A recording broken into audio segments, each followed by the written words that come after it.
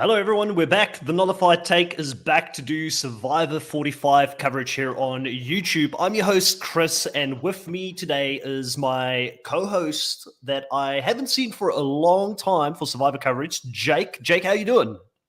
I'm doing good. It's been, 4 months since we Yeah, last did a podcast together. So I'm excited. easily. And both you and I, we're like, I love this about you, by the way, Jake. You're like one of the lowest maintenance co-hosts that I have as well. You're just like, I'm gonna go do my thing. I'm not gonna be like messaging Chris like 5 or 6 times, leave him 8-minute voice notes during the day like certain co-host does. And we shots fired at Mucky there. So Jake, I love that about you, man. Like we could just come on and be like, hey, it's season time. Let's roll back into what works. It's like an automatic muscle. What do you say? It's like muscle memory for us, Jake. Exactly. Yeah, we work well together. Yeah, Kahuna, welcome back. I mean, this is someone I have been talking to quite a lot over the last couple of weeks. We've been doing traders coverage together. We've been doing the challenge together. Kahuna is the defending champion coming in, heavy as the crown, coming into this draft here today. Kahuna, how are you feeling? Not as confident as last. No, I wasn't confident last season either, but I'm not standing on my current, championship belt holding status at all because this season I have no idea.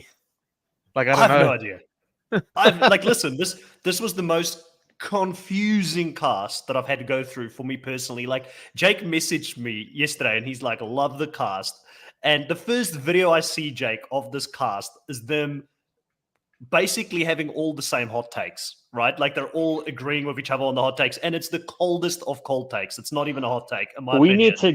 We have to talk about the hot takes eventually. I don't know if you want to get that now or later. No, go for it, because that video annoyed me so much. So I actually slightly disagree, slightly agree with you.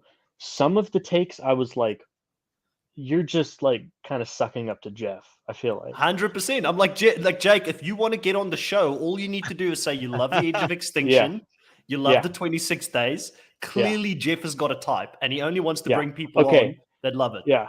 So one guy. It was Brando and Brandon, which that's going to be extremely great choice producers. Great choice producers. Exactly, and apparently Brando's real name is Brandon.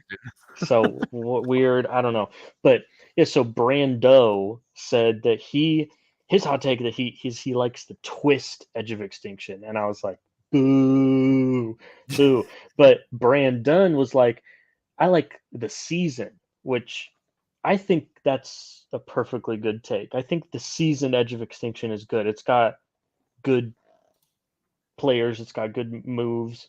The twist, the ending, the winner, that's a different story. But right. So you reckon that they, on purpose, maybe didn't give him enough opportunity to clarify what he was thinking, and they were just like, tell us more.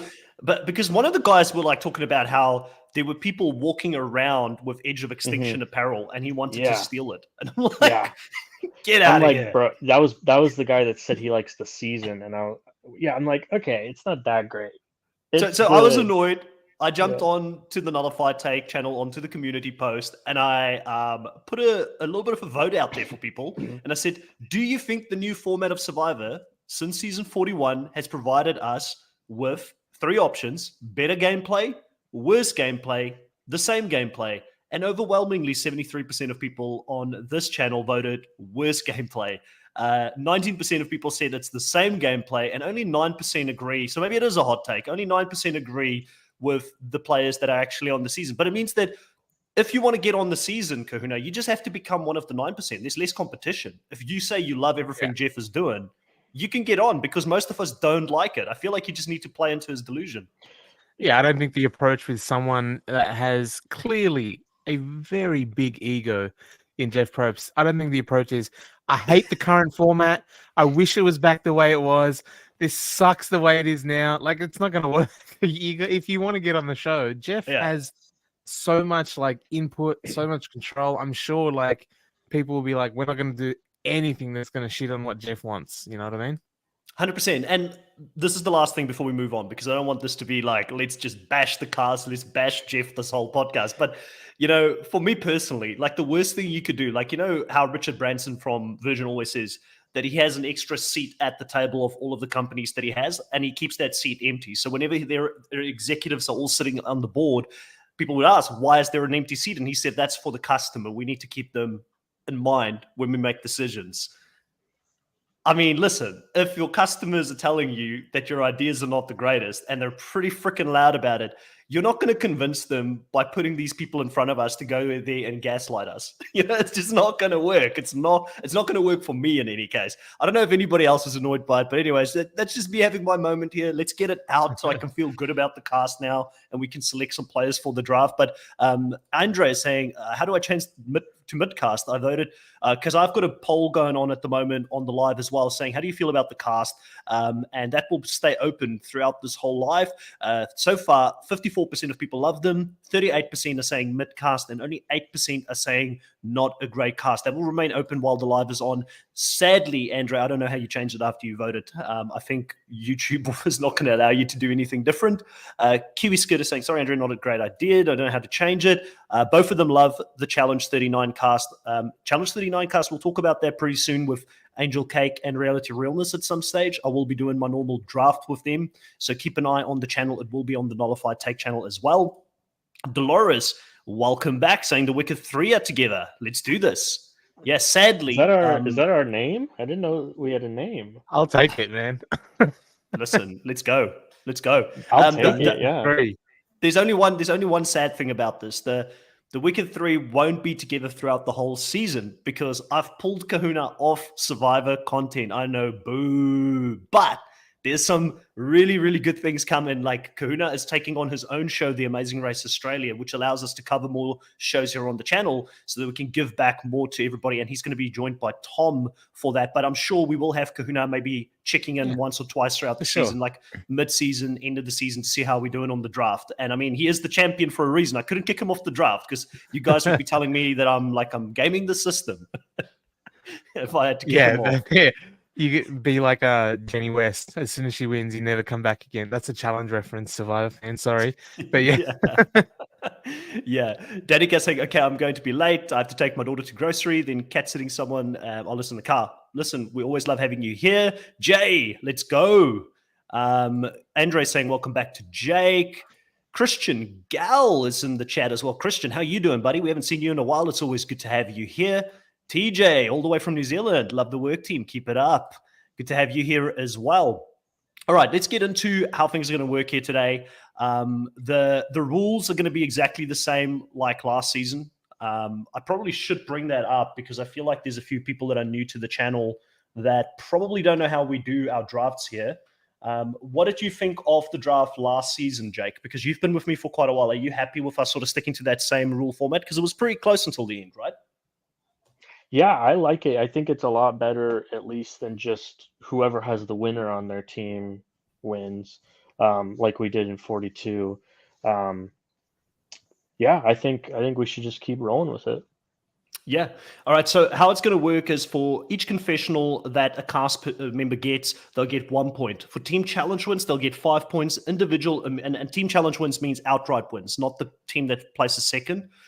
Individual immunity wins will give them 8 points. Making the merge will give them 5 points. Successful advantage play, which we only had from memory one last season. I think it was Brandon right at the beginning of the season. You'll get 10 points for that. So maybe people are right when they say there's worse gameplay because I don't know if people are reading the room correctly these days. Finding the advantage will be 5 points, which I think we should also say, like, I don't know, do we keep finding, like last season, I gave finding an advantage to people who was given advantages by the twist. Should we keep it that way or should we be like, no, you actually have to find it? It can't just be something where you go to Shipwheel Island and they say, congratulations, you chose to come here on the right day. You've got an idol. Like, how do you guys feel about that? Maybe you could differentiate between, like, if they risk something, then you give them the points. But if it's like, I think there was just a given. You just given. I think it was it Josh, like from last season, that was like on there, and he was just given, and it was a few of them because they had to swap into another tribe, so they were given safety for 1 week. Yeah, I like that. I think we put that disclaimer in there. Then votes against them will count minus 0.5. The runner-up of the season will give 25 points. The winner of the season would get 50 points. Then extra bonus points for the end of the season will go to most confessionals, most individual immunity wins, most advantages found, least votes casted against them, and most advantages played correctly. Each one would be 25 points. For those that are interested on where the points ended up last season, as a quick recap, we had Kahuna in first place at 454 points. Closest person to Kahuna was myself at 341.5 points, and Jake, you were in last place last time. You went from first to last. You were at 322.5 points overall. So, Jake, what's happening here, buddy? Have you changed your strategy coming into this one? I don't know what I could really change other than because in 43, I just kind of winged it. I was just like, these people give me a good vibe. And I kind of did the same thing in 44. What I think I need to do is I think I made a few mistakes. If there were a few people that I was looking at, like, oh, I'll be able to take them later, but then somebody else took them. Mm-hmm. So maybe I need to be more bold in the earlier selections. The hard thing is knowing who to be bold about. Like, I've got my list, but am I actually like, I need to get this? Like last season, Yam Yam was like consensus number one.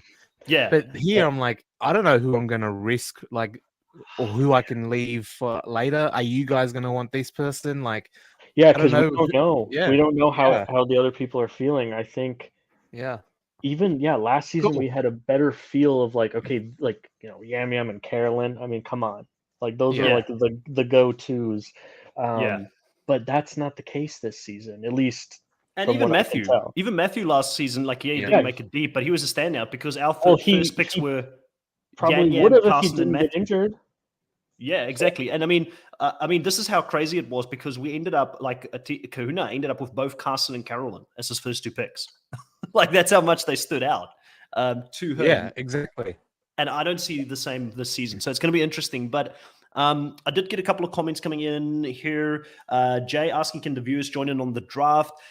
For this one, probably not, because I don't know how we make it work with the uneven numbers. But in the future, we almost had 4 people on this draft. But Coach Drew, who's going to be a co-host for the season, he couldn't make this one, sadly. Otherwise, we would have had 2 extra players up for grabs that the viewers could choose. But feel free to jump in and let us know if we think we're wrong or, what your feelings are about picking people too high or too low. Be as involved as you can. And we'll try and brainstorm how we can make it happen in the future to get you more involved as well, Jay. Because I do want everybody to participate as best as they can. And then at the end, when everyone decides who has the best team, that's your team. You can pick one of us to back. I like that. And root for the season, yeah. I like that. You got to get behind one of the teams at the end of this. You got to tell us which team you're getting behind. I think with that out of the way, let's get into the wheel of names because this is going to decide the order of how we're going to be doing this draft. The person who wins the wheel, they will be able to decide the order: who goes first, who goes second, and who goes third in the draft. For this draft, there will be no male, female. You can choose male or female to make it even more confusing on all of us. So it's up to you who you choose on this. Okay, so here we go. Let's have a look. Who's going to have all the power? Kahuna gosh. Came into this as the champion, and he gets all the power to decide. Maybe this is good because I think I had this power last time. I feel like you did as well. Yeah. So maybe this is good. It is a snake, isn't it? It is a snake. Yes, it's a snake draft. We're just going to stick to it because that's the easiest. I also made it a little bit easier on us this season with colors for each one of the contestants that are taking place in the season, because normally we go back and forth and we don't really know which tribes everybody is in. But this will give you a bit of an idea as to where the tribes or where they sit in the tribes as well. I have that order there at the moment, but Kahuna, you can switch that up to be any order that you'd like. Yeah. Let's keep it as is then. I'll go number 1 pick overall. I don't know if I'm going to be able to use it effectively like you would hope if you have a number 1 pick. You're like, I want this person, clearly number 1. I don't even know, but let's put me number 1, Chris number 2, Jake number 3. Let's go that way. All right, so we're keeping it exactly the way it is. Russell Muscle TV here in the live saying Brandon or Brandon, I'm assuming, for the winner pick. And we will be, or myself and Jake will both be on Russell Muscle TV's channel, I believe in about a week's time from now, Jake, to talk about numbers 11 to number 1 for the top winners of all time. And we will be joined by Flynn Masters and Peridium. So it should be a good one. I know Jake's got some hot takes and spicy takes on these top winners, so make sure to tune in for that one. All right. Well, without further ado, you have got the floor here, Kahuna. Who are you going for? You know, you got all the power. Where are you going to go? Yeah. I'm going to go my number 1 pick. He was a teenage athlete. He's smart, he's funny, and the big thing is he's a world record holder, a Guinness World Record holder, which I loved because there's not a lot to go off of.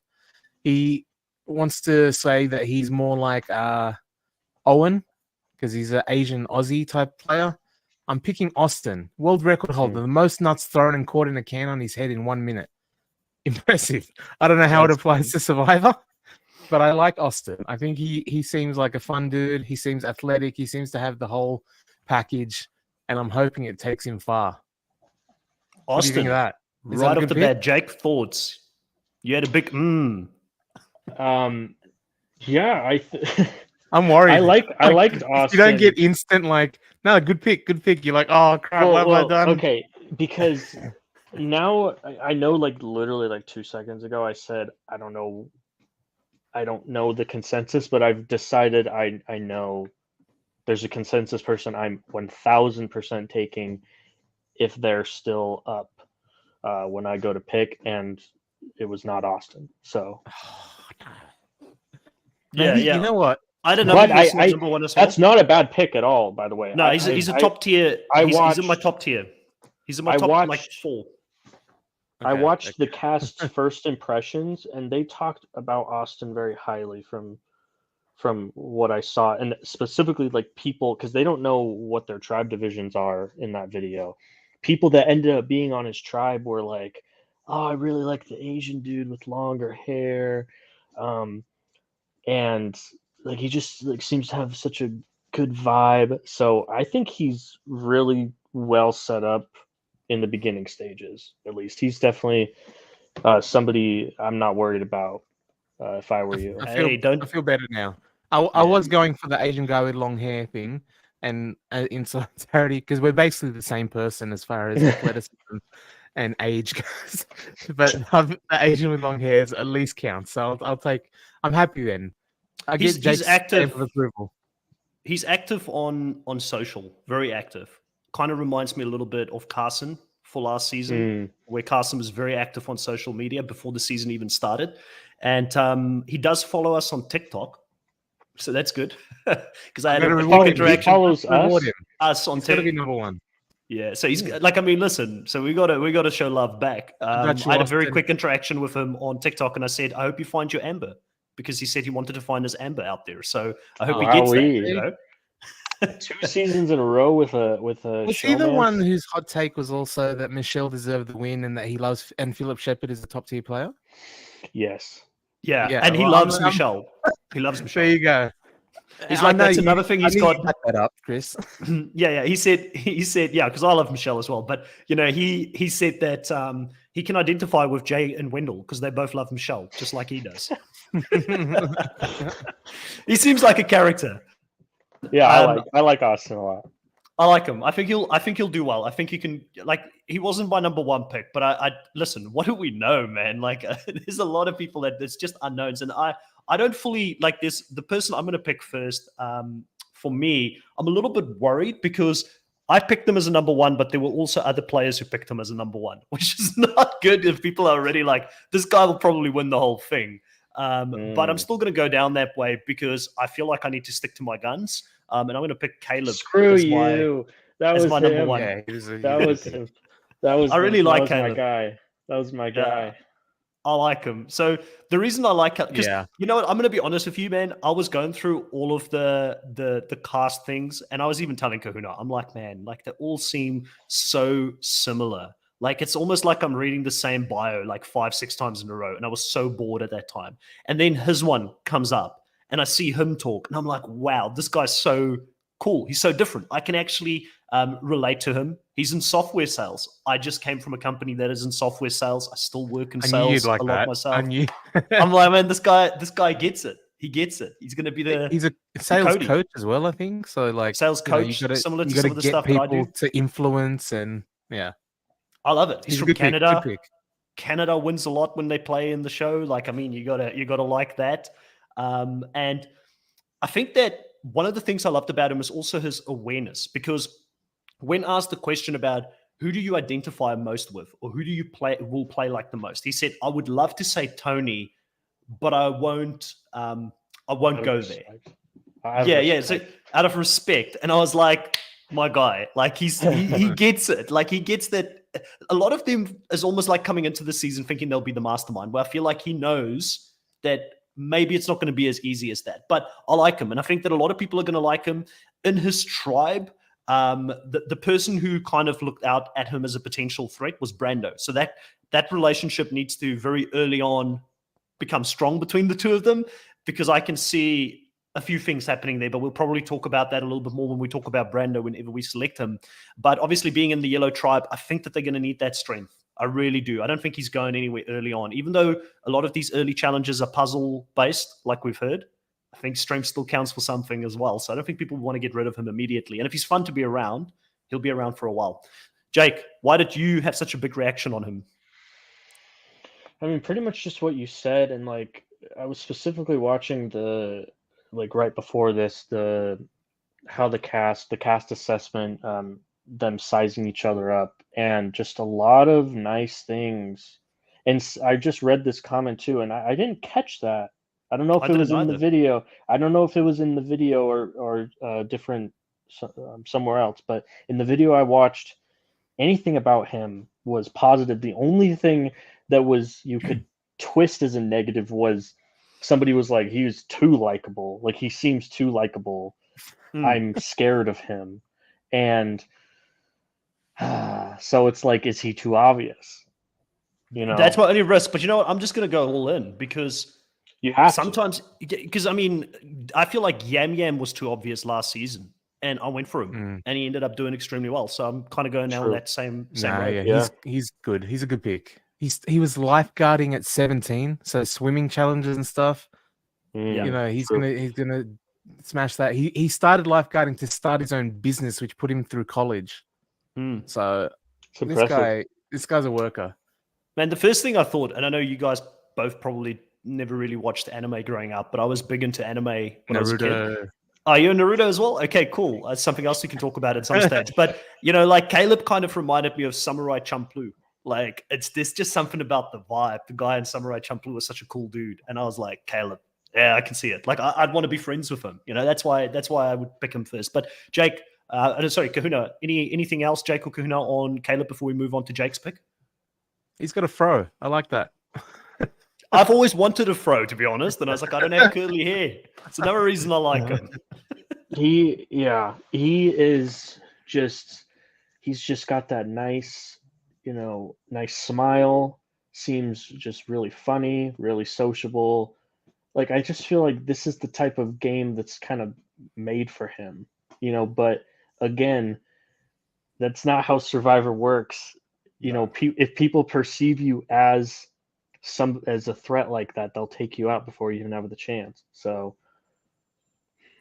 all right, Jake, you've got but you have to. It was a good pick. Okay, I swear, I'm not just picking this guy because we have the same name, but I'm picking Jake. I was wondering which direction. By the way, I was wondering which direction you were going to go. I was like, he's either going to hate the fact that there's another Jake on the show because the guy's stealing his thunder, or he's going to go like, I'm going to stand with Jake. You know what's so funny is I was thinking about that same thing. I'm like, how do I play this?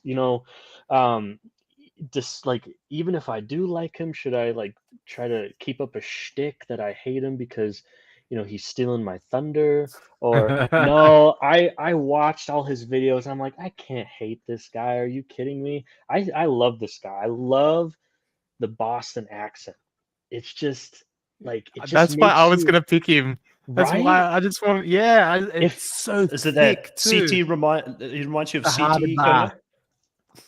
Yeah, I just Harvard love bar. the Harvard bar. Go park at the Harvard bar. I love that. It's just.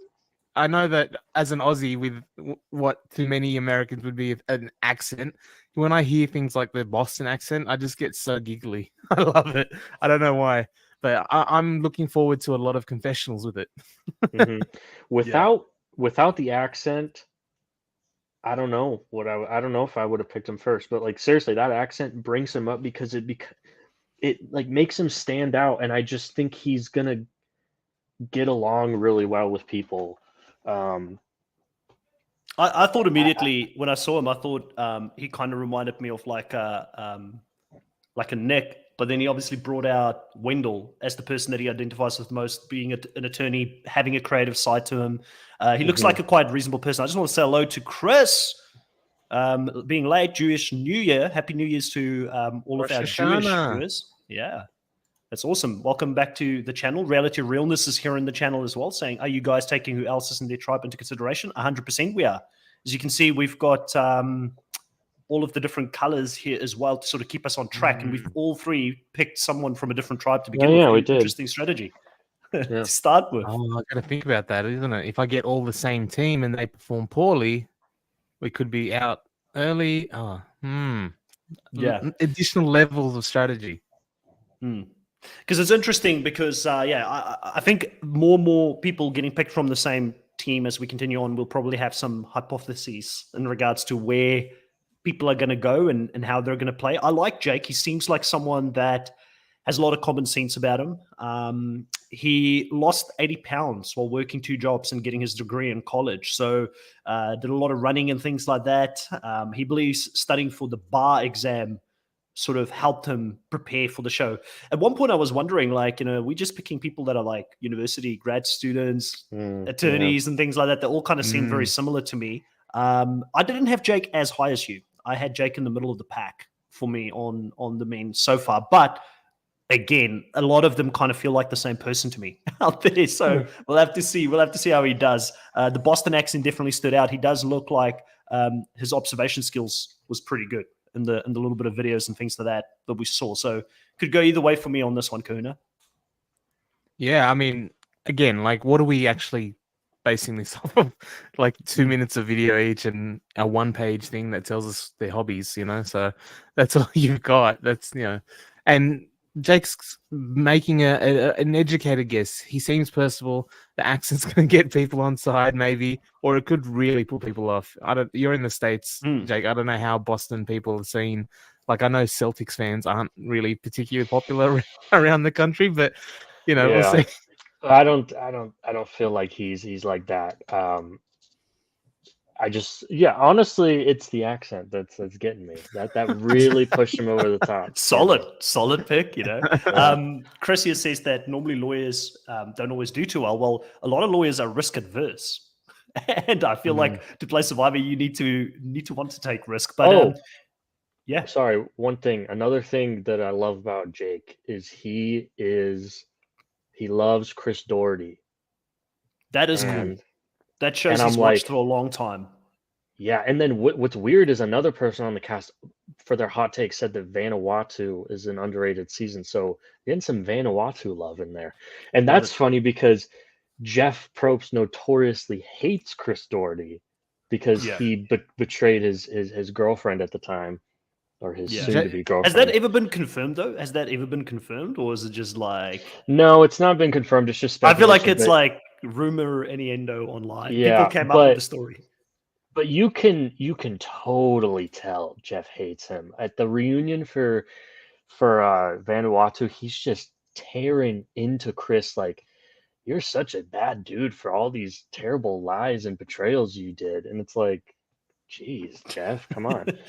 Jeff has changed so much over the years, man. He has. He really has. Jay here says you have to take into consideration the promo for the seasons, who got to speak. Those people do well, and Jake got a decent amount of screen time in the promo. I can't even remember the promo. He loves his grandma. That was the thing. His 89-year-old age, 85-year-old grandma. Jake, you've got the floor. You can pick the next one as well. Let's go. Okay. I know you said that we don't have to do male female, but I don't want to make this a sausage fest. So why don't I pick a girl? I'll do Hannah. Hannah, right? Tell us what you like about Hannah. So I just like that this could honestly make her not do well in the game, but I like that she, from what I've seen from her, she just says whatever the hell she wants. She got Kind of bleeped. just speaks. Yeah, She got yeah. bleeped in the thing. That's great. And I'm like, that could go really well or really poorly, but I think it bodes well for her, like with confessionals. So I think the producers are really gonna like that about her, that she just says whatever the hell she wants. And she, this is a common denominator between a lot of them, but she's very attentive. She's really watching people, which they all are because they can't speak, so that all you can do is just watch. But like, she's already got really strong opinions on people before they've even done anything. Like, she was mad that somebody took the stairs instead of the escalators, like as if that they were trying to, like, hey, look at me, I'm taking the stairs. Like, she was like, ugh, get over yourself. I just think that's hilarious. So I'm very excited to see what she says about people, like, in the game. And if she can keep her mouth shut, or maybe people will like that about her. I don't know. But I like her. She's got a lot of potential, I think. Yeah, I like her. She was my number one. Ladies. I'm a fan of the tattooed ladies. All right. We learn something new about you every day, Kahuna. No, listen, I do like Hannah. Similar to you, I had her number one. Being a therapist can go either way. And it's funny that she's so intolerant and she's a therapist. Maybe like by the time she's like hearing about hours, it. Yeah, like after she's hours. Hearing stuff. Yeah, after hours, she's just like, listen, I've had enough. I've been the mother to too many people today. I'm not going to have it. Am I getting paid to care about this person's issues today? No, I'm not getting paid. Look at this one. Wow. Uh-oh. So something controversial might happen. Maybe something we could have heard about before his pick, maybe, Jay. Yeah, thanks, Jay. For helping me I'll pass you some money on it later on. She deleted the Insta and isn't on Twitter, so that's not a good sign. Hopefully that's because she's like, maybe she struggles with like, reading stuff about herself online. Maybe she just doesn't want to deal with that. A lot of people don't like that. So that here could you go, be Jake. He's a good thing. Hey, there we go. I don't know. That seems to, like, wouldn't that be a little bit I don't know. Maybe it's not. Maybe it's to throw people off. The two extremes. Who knows? Anyway, so I was going to say, so I like her. I think the fact that at the end of the day, her running her own private practice also shows she's got an entrepreneurial mindset, which at the end of the day means that to have your own business, you've got to be a risk taker. You got to be someone that's not going to. So you can either burn out, but if things go well, I would much rather have someone that flames out early on or goes all the way, like, in my team. So I feel like it could be a potentially good pick for you. And she was the highest on my thoughts on Hannah before we go into the next pick. Yeah, I mean, I was a fan of her as well. The therapist thing, although Andre Lee makes a good point. So therapists do better on Survivor than on Traders, as we know in Traders Australia. Yeah, the psychotherapist was a stellar performer. She was in the most sarcastic way possible. So, I mean, I did have Hannah pretty high. I didn't have her as number one pick or anything, but I liked her. And I think it's a pretty solid pick, man. I really liked what she said. One thing that really bothered me about Tori from season 42 and Ellie from season 43, who were also therapists, they said that don't come after Ellie. Leave Okay. Ellie out of this. Like, how dare you? Just listen. I really liked Ellie on this. I really liked Ellie on this season, but I just didn't like what they said about being a therapist and how it would help them on Survivor, because people trust in me to say things, and it's like, yeah, they you're pay a therapist. They pay you for that. Like, you didn't like earn that. You just existed, and then they paid you. Like, like service. And Hannah brought that up. She's like, I didn't like how they said that. That's not how it works. We're not like manipulating them. And I was like, thank you. So I just felt Very cool. validated She gets for it. my. I was like, yeah, you get it. So you must Yeah. also be really good at Survivor. So I'll pick you. All right, let's move on to the next pick here, and I'm gonna go in the direction I wanted to go, and it's this could go either way for me. This could go either way, but this guy reminds me kind of a little bit of Yam Yam in his stature, but that's not why I'm picking him. I'm picking Sifu as my next pick here off the block, and the reason I like Sifu is because Sifu, I've got a lot in common with Sifu. Sifu is a martial artist. I've done karate for many years. So I think from that perspective, I think there's a couple of hidden skills that he may have that people won't know about. If you are good at karate in general, you've got, or like any kind of martial arts, you've got good balance, you've got good dexterity, you've got good endurance, you've got good control of your emotions and things like that, unless it's like a, something that he didn't really go far in. They didn't say how many years he's done it for, but he is a coach as well. And he's a trainer, a gym owner, an entrepreneur, kind of does all of the things that I'd love to do. First I picked Caleb for the hair I wanted. Now I'm picking Sifu for the lifestyle I want.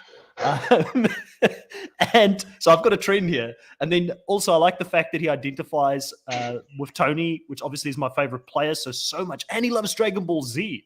When I saw that, I was like, I'm sold. This guy is like, can we be friends, Sifu? Can we hang out? Because you seem like a cool dude, man. Like, we've got so much in common. But I do think that he could do extremely well. Obviously, there was some comments made about the fact that he eats a lot when they were observing him and how was he going to do without the food and all that kind of stuff. But I feel like there's been other people on the show before that have had Lest to deal we with forget Gabler. Lest we forget Gabler in season 4. Exactly. The exact same thing happened. You and I were saying, like, is this dude going to quit? Is this dude, like, he's struggling without the food? Yeah, we thought he was out. Yeah. Also, can I just say, every time I hear Sifu, I for a split second I think I'm hearing seafood, and I'm like, yeah. So Sifu actually, it means like, it's like sensei. Teacher. It's like a yes, teacher. yes, and I think that is hilarious because who else just called themselves coach? Oh, yes. Yes. So like that's not It's even the evolution of coach. He's like, I'm just gonna call myself. It's like calling yourself sensei or coach. I think that's hilarious, and That's awesome. already love that about him, and hopefully he will follow. He's coach 2.0. Yeah, I like him. I feel good about this Let's see pick. it. Kahuna, how do you feel about this one? You had a bit Yeah, of a reaction when I picked him. I liked him as well. That's why I had a reaction. He also said Tony V as his player, but did not have the humility to say, I won't pick Tony Blackos. I know. I kind of forgave him because he had like 9 out of 10 things he said correctly. So yeah, no, good pick, man. Good pick. The Dragon Ball Z, he's obviously going to be very athletically capable, I believe. So yeah, unless it works against him, like what Jay has said here, that the big athletic players often go home pretty early. Yeah, but if you look at his team, if you look at his team that he's in, who else? And I mean, this could be a problem because in his team, I guess him and Austin could potentially have like a good thing going. I feel like Drew, for me, like, it's going to be an interesting one because he looks like the weaker of the 3 men there. But you never know with the new age of Survivor, with puzzles being a big thing, where they're going to go.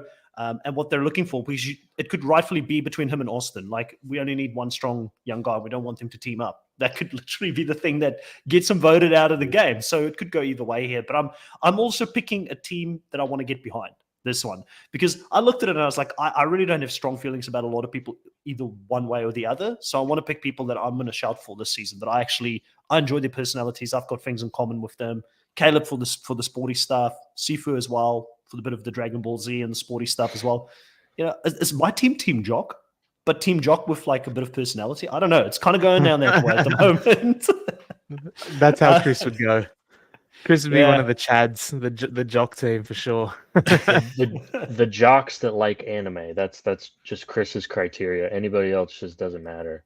Yeah, a little bit of anime sprinkled on top. All right, Kuna, you've got the floor. Who are you picking as your second pick here on the draft? Man, I feel like Jake. I don't want to keep my team a sausage fest either.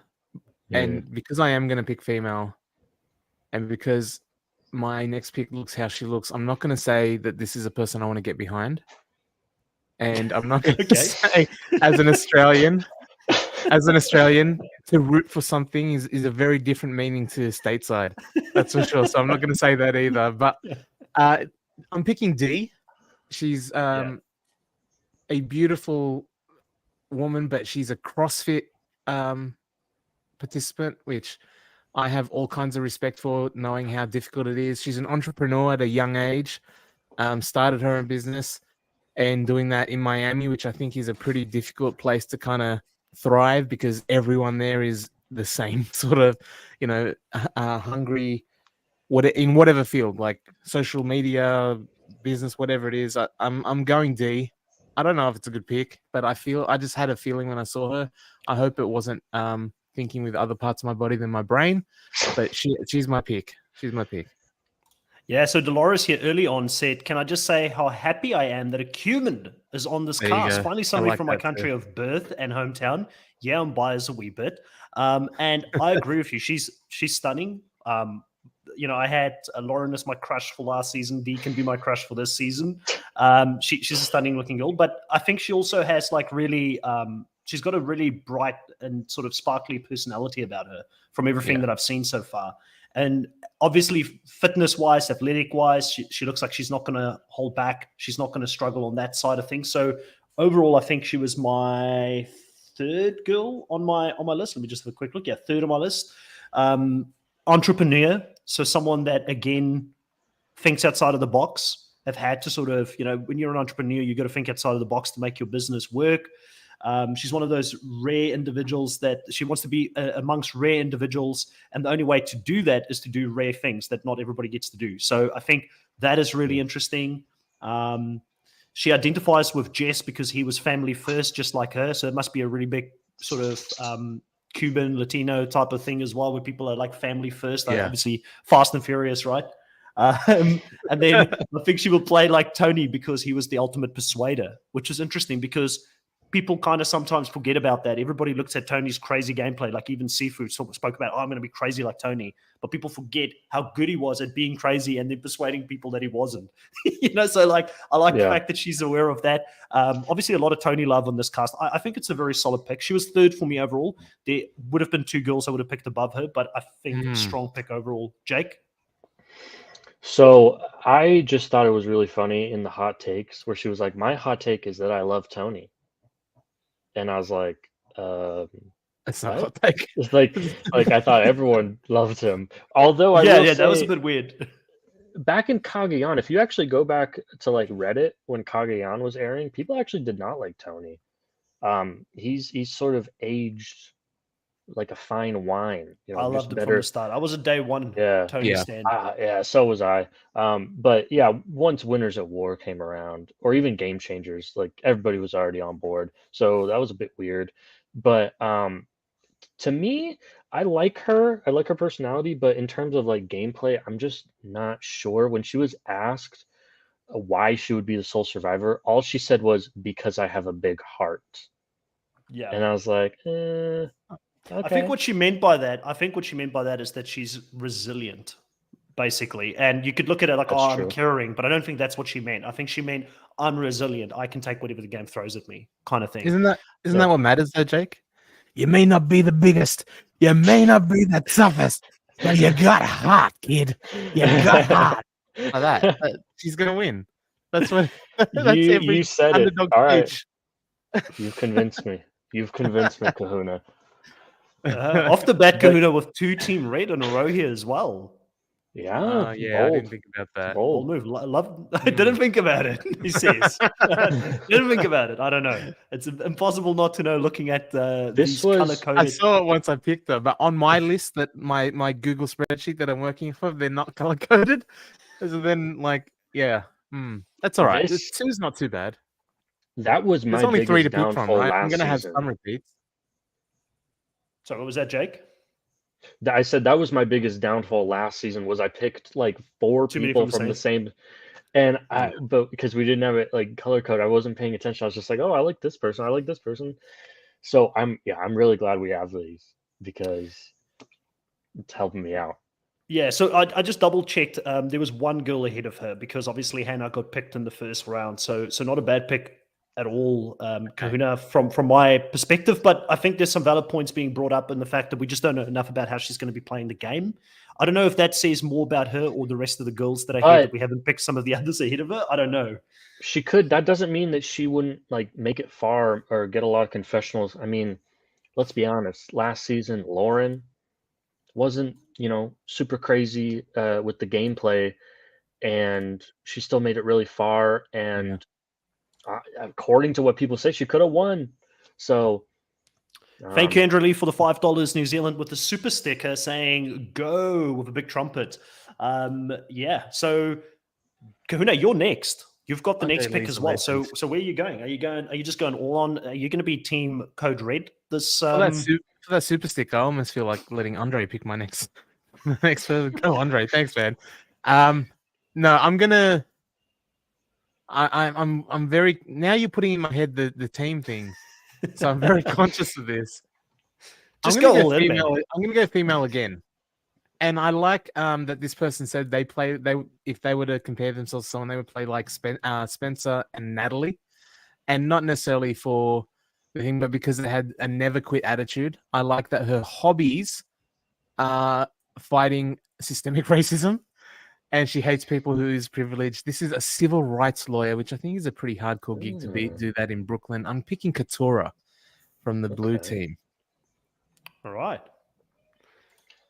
Jake, thoughts on Katura? I liked that Katura said that she was one of the only ones. Her and Julie spoke up about how freaking stupid the producers making fake idols and how that's BS. Yeah. And I was like, you get it. Like, you get that kind of breaks the game of like, now you don't know when you find something that like is made of like Survivor trademark material, you don't know what the heck that is, if it's fake or not. So just based off of that good opinion alone, it's a good pick. Yeah, I agree with that. But with her, I felt like, sorry, real quick, just with her, I felt like I was kind of lacking on information. Gameplay. Yeah, I didn't get anything gameplay from her. So for me, yes, she says a lot of good things, I guess, but it's like non-game related stuff. So I just noticed she said she's almost colorblind as well. That's not great for things like puzzles and that. Hey, Tommy was colorblind. Oh, there you go. Okay. Yeah. So good little tidbit there. Mateo says, I feel good about D. She seems chill and she seems genuine. I feel like she can bind with the girls and bro down with the dude. She's my number one pick. Chris also says, I love a queen who calls production out on their BS. So there you go. That's good. But I don't know. I am a bit worried about that though. Like a civil rights activist who says she likes combating systemic racism, doesn't like privilege. When you're out on an island with some of these people that may exude privilege, like I'm worried she may be able to keep it all in check and keep the relationships good. But I don't know. I just like that feistiness about her. We'll see. But also that means that if she's on the bottom, then she's going to be determined to break up the power structure at the top. Yeah, absolutely. She'll call them out too. But you can't do it on your own. You got to have people with you, and it's going to come down to: is she someone that can get people behind her? Can she build relationships and alliances? I don't know yet. But in her tribe, I think that she's one of the more physically capable girls there. Well, actually, they've got a pretty good tribe in general, so it's going to be tough. Yeah. She might be in the most competitive tribe for the females. If you're looking honestly, that tribe in terms of physicality looks pretty stacked. Yeah. Like, really, it's just Brando that I'm worried about. Like Jake and Bruce for the men, that's a really good 1-2 punch. And then Katura, Kelly, and Kendra all seem like pretty in shape girls. I wouldn't really be that worried just at face value on them losing. Man. Chat's not backing me up here. I'm not. I wasn't high. I wasn't too high on her coming in, so you could have definitely kept her a few rounds, in my opinion. But let's have a look at who is left on the board. I'm going to go for someone that I loved because when I listened to some of their stuff, man, they were just so different compared to the rest of the cast. And I'm looking for people that are sort of standing out. I had them maybe a little bit lower on my original ranking, but then when it came to like who does this person like? Who do I like in the game? Sabia was giving shout outs to Russell Hans on the show, and I was like, I'm pretty sure production's like, yeah, don't talk about Russell Hans on the show. And I was like, you know, yeah, I like that because that shows to me you're an independent thinker. You're not going to go with the herd. You're not going to be vanilla. You're going to tell people what you think. And she gave a lot of credit to Russell Hans, which, you know, I've always said the stuff that Russell Hans does outside of the game, really not for it. Some of the BS, even last season with Carolyn and how he's gone after her and all that kind of stuff, I just don't get it. It's weird. But if we're talking about the game that Russell Hans played, he definitely played a legendary game. Both times that he went out there, the first 2 times. And she gave credit to that. She's someone who is also from a completely different walk of life, right? Because like I said, I was just like, everybody is grad students, everybody's got degrees and all this kind of stuff. She's a truck driver. She's someone who's been a former Marine, which I like the fact that she's served America, you know, in her capacity. So that obviously means that she's gone into situations where she's had to be in close encounters or spaces with people she probably didn't like, and she had to learn to get over that. That is something that I think is interesting. Big problem, big red flag for her, though, was the fact that she doesn't like laziness and people who don't have a can't-do attitude. So I read that and I was like, oh, no, this is like what Roxroy. I hope she doesn't become Roxroy 2.0. But if she does, I'll get some great confessionals, you know. She would like to align with the least expected person, but the most sensible. So someone that maybe nobody else thinks that she would be working with. So those are all good instincts. I like the fact she's a bit older as well, being 28. She's gone through some stuff, and she's in a completely different field. Now, it's going to be interesting to see how she actually relate to the academics that she's playing with in this season. But I do think that she could be one of the stronger people in her tribe, or women in her tribe as well. So I really like her. I'm pretty high on her. Jake, what do you think of this pick? I actually, if I was gonna, she was probably gonna be the next woman I picked. So I liked her a lot from what I've read. The Russell Hantz thing definitely stood out to me when I was, and she gave a long spiel. Like everyone else gave like maybe like a 10 to 15 second. Hers was like a minute long. I was like, wow, she's like really passionate about this. But yeah, it's like, it's different. Like everyone else is just saying, oh, Tony, Sari, Parvati, you know, those are like the go-tos, which are good, you know, they're great. Kelly Wentworth. Yeah, exactly. So yeah, I was like, that stood out to me for sure. And yeah, I just like her overall. I think she's going to be good. All right, Kahuna, thoughts? Yeah, I like her as well. The fact that she's a truck driver was actually a red flag for me, because I was like, what do you have against truck drivers, Kahuna? Nothing against truck drivers. Has someone messed up your career delivery one? Yeah, like did they mess up over my dog? No. Did they mess up your Did they mess up your courier delivery one time and maybe dropped it off at the wrong house or something? That's 100% happened multiple times. But no, I don't have anything about truck drivers. But I do think that given she's got the thing about laziness and the I can't attitude, she's been a Marine, which is, you know, all about structure, order, and being a truck driver, it's a very solo existence. She is on her own, on the road, kind of not her own boss. Like you got to meet schedules and all that sort of thing, but she's not constantly putting up with annoying chit chat that she may have to on the island. She's like not a lot of interaction. The academics on the amount of grad students and attorneys and, you know, therapists and principals, it's like it is a very different thing. And is that going to work? So that's what I was worried about with her. But I do think she seems like a pretty strong competitor. That was my. I did have a mid pack as well. So you know, I don't think. Let's clip this chat so when Sabia wins the season, we can come back to this and be like, Kahuna, what were you talking about? You know. Yeah, probably. We need to get Katura onto the civil rights case of truck drivers being hated out there. Like, she needs to come for Kahuna and his bias against truck drivers. I don't want to mess with truck drivers, that's for sure. This is wrong.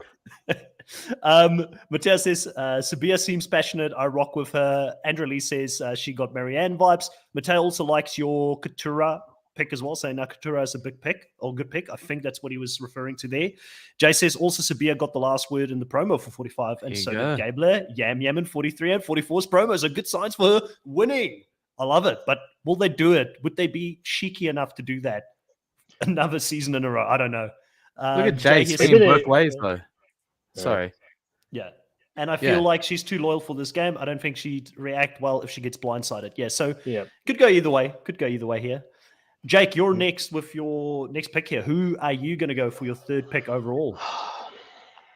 Wow, actually, I was going to say I'm torn between two people, then I just realized I'm picking twice in a row, so that doesn't even matter. Okay. This guy, I love him. I don't know why, I just love him. I'm going to go with Brandon, not Brando. Yeah. Brandon. This guy? Yeah. Love this guy. What about this guy do you love? So, because the chat loves this guy as well. Saw some early mentions of him.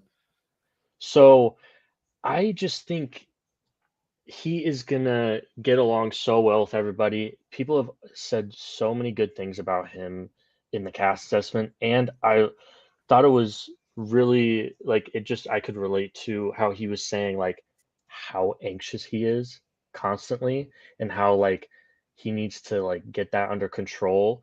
Like I could relate with that, and obviously that's like, well, Jake, that doesn't sound like a guy that's going to fare very well in the game. But I disagree, because I think that he's going to be able to be grounded by his relationships. I think that he's going to be able to form genuine relationships that will kind of keep him in check.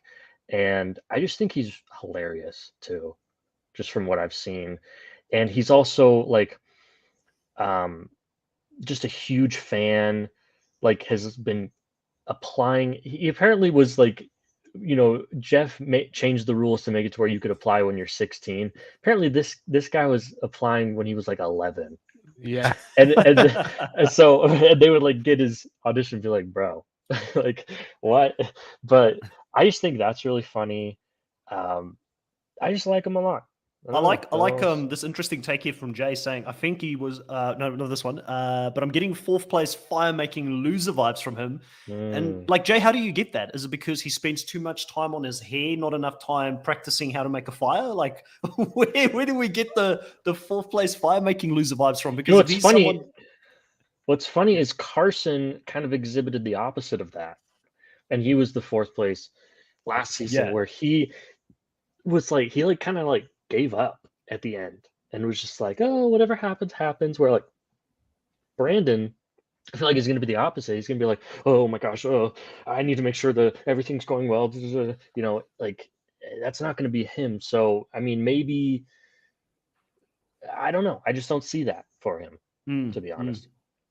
It's interesting. I mean, I want to see how he does this season. Obviously, I know, like Chris says, that he's been in the fandom for quite a long time. He's had photos taken with so many different players. I believe Randy came out and said this is going to be the first season where he can't hate all of the cast because he met Brandon when he was like a kid at, I think, Hearts for Reality, and he's like, I can't hate on the whole cast this season. Like, I hate that Brandon is on there making me not hate the cast.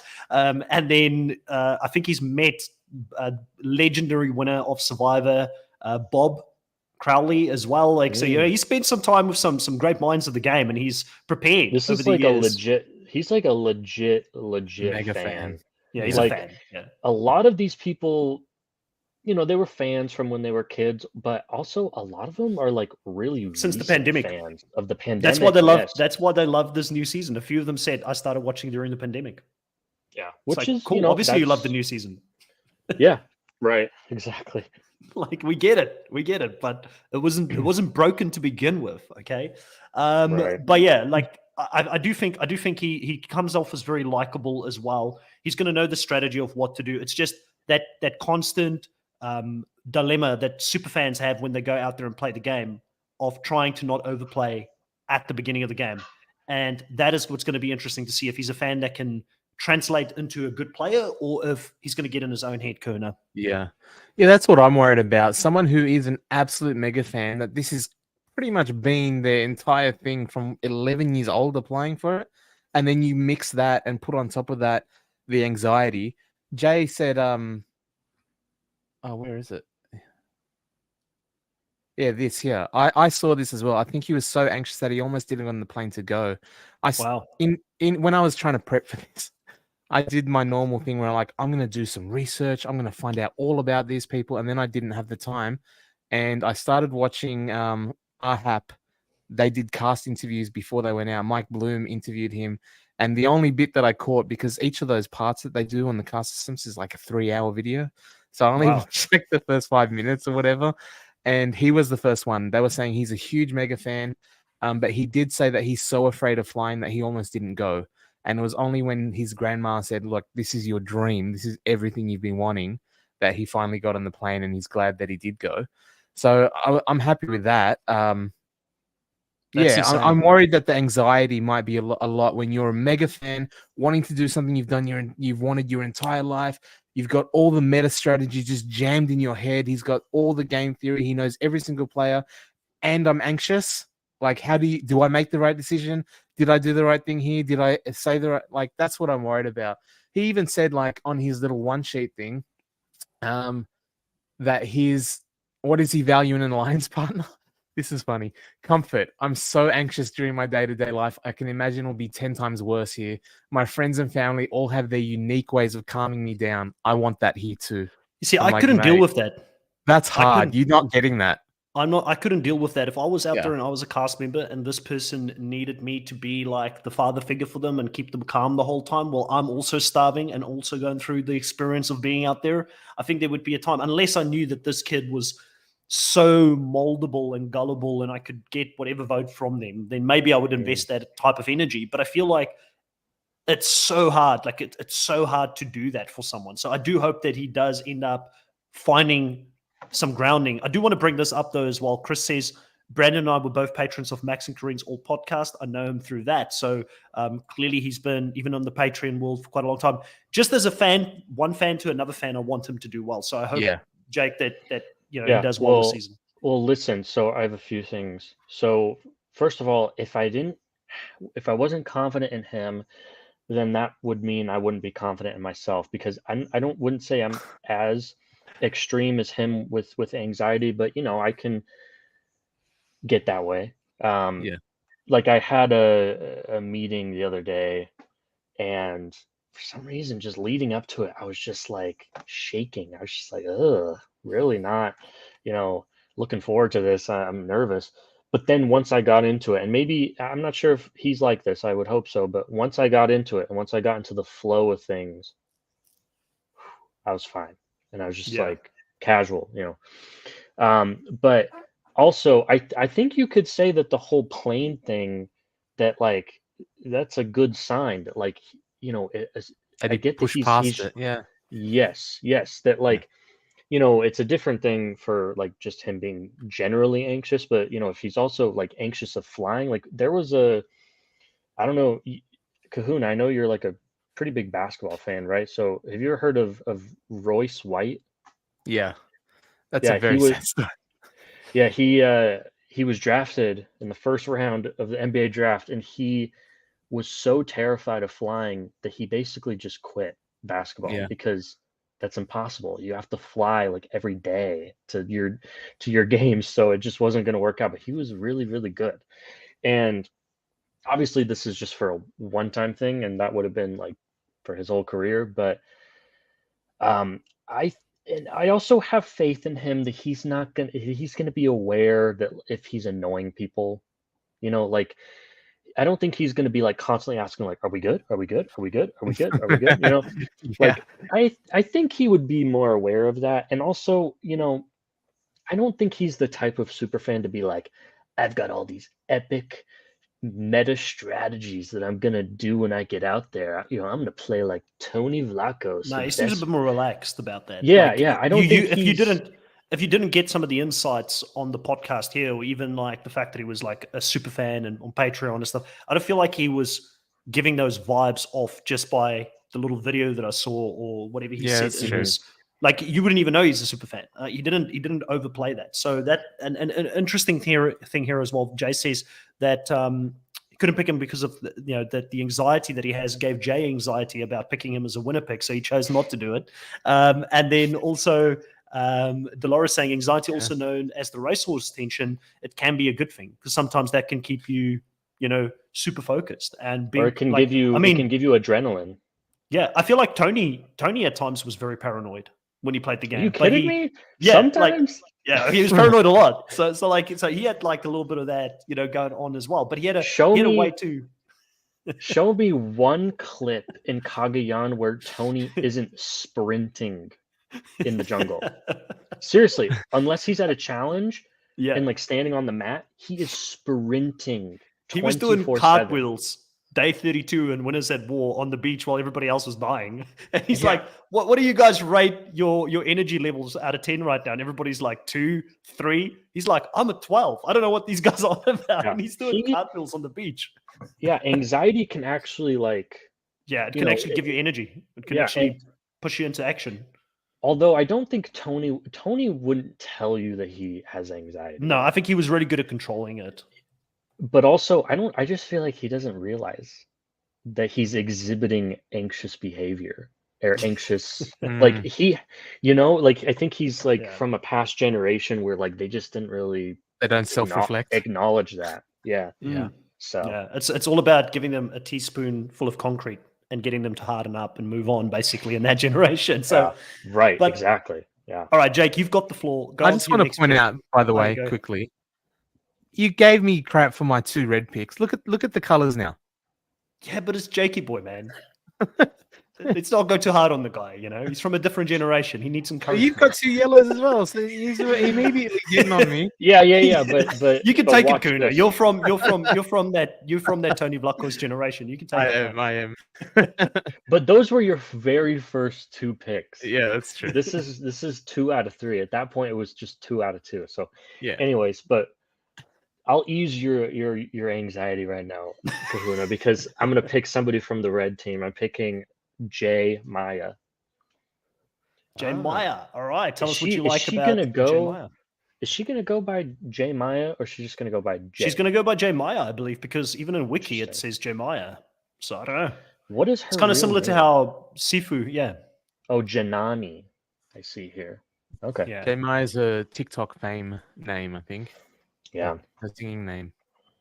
Yeah. So I just think she's got a lot of good young energy that can, maybe bode well with her, with like Austin and Dee. I think her tribe is pretty well set up for her. And I also think that she seems like production really likes her. So I think that she's going to get a lot of confessionals. And that is obviously really good. And I don't know why I just get vibes that she's in it for the long run. I don't know why. There's just some people you just have that vibe about them, and that's her for me. Jamar, I checked out a YouTube channel actually and listened to 1 or 2 of the songs. I was like, I'm interested. Singer, I need to hear. She's got a good voice. I'll definitely give her that. So this will be good for her singing career getting on there. I hope she does well because that will bring more attention to that. Look at what happened to Chase Rice, mega superstar now. Wow. So if she follows in that footsteps, we could have someone that goes very deep in the game here. I think he was quite young as well when he played the first time. For some of the reasons, she looks younger than what she is, which is one of the things where she's the youngest, isn't she? She's 24. No. Okay. No, she looks like she could be like Brando 19. is the youngest. Brando, yeah. Yeah. You know who also is like that is Caleb. Caleb's like 28. He's definitely doesn't. Yeah.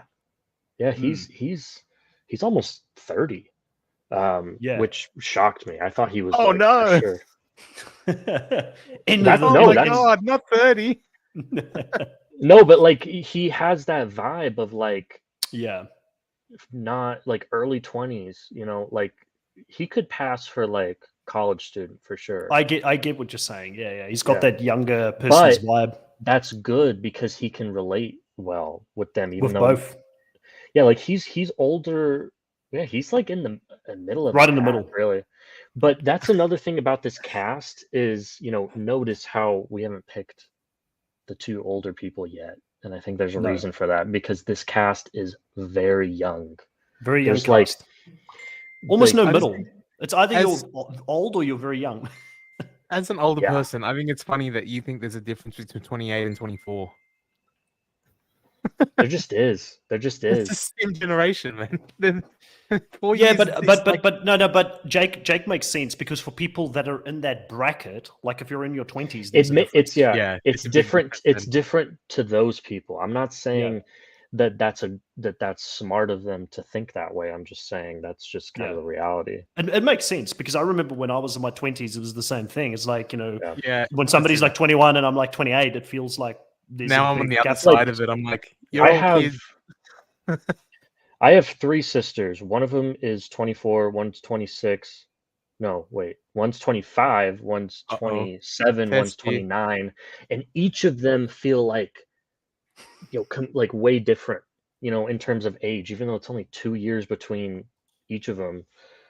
It's different, Jake, Chris is saying, Jake took me out when he said 28 is almost 30. I'm 28, don't call me 30 yet.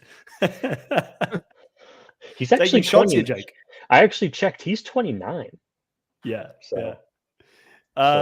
Danica's saying, oh my goodness, you guys are babies. See, I'm not a baby. Whatever. Okay, so on Gemma, I think that it's interesting. One of the most interesting things about her is the fact that she actually had the guts to leave what would have been a very promising career path for her, going to Harvard Law to study, to pursue something she loves. And, I remember when I left school. Survivor loves that. They love that storyline.